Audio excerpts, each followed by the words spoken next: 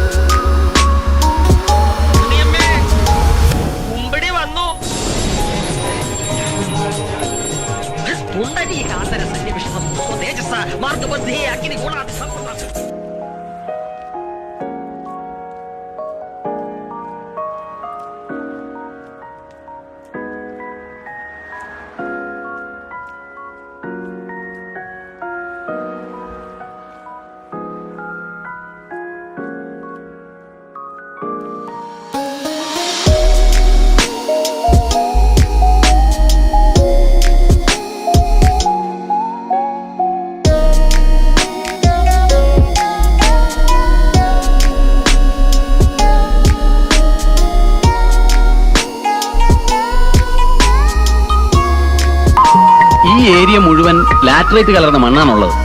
കേരളം, തമിഴ്നാട്, ആന്ധ്ര, ഒറീസ, പശ്ചിമബംഗാൾ എന്നിവിടങ്ങളിലൊക്കെ ഇത്തരം മണ്ണ് തന്നെയാണ്.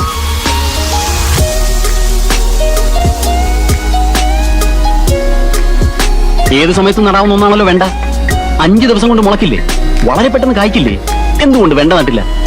പോട്ടെ, ചീര നടാമായിരുന്നല്ലോ. അതിന് ഇദ്ദേഹം തമിഴ്നാട്ടിൽ നിന്ന് ഇവിടം വരെ വരേണ്ട കാര്യമുണ്ടോ? വീട്ടിലാളില്ലേ, നാട്ടിൽ പണിക്കാരില്ലേ?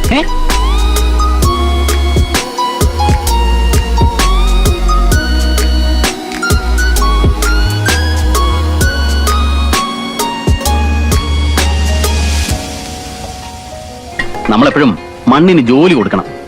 പ്രായമായി വെറുതെ നിൽക്കുന്ന പെണ്ണും കൃഷി ചെയ്യാതെ കിടക്കുന്ന മണ്ണും ദൈവം കണ്ടാൽ അതിനിടയാക്കിയവരെ ശപിക്കും. മനസ്സിലായോ?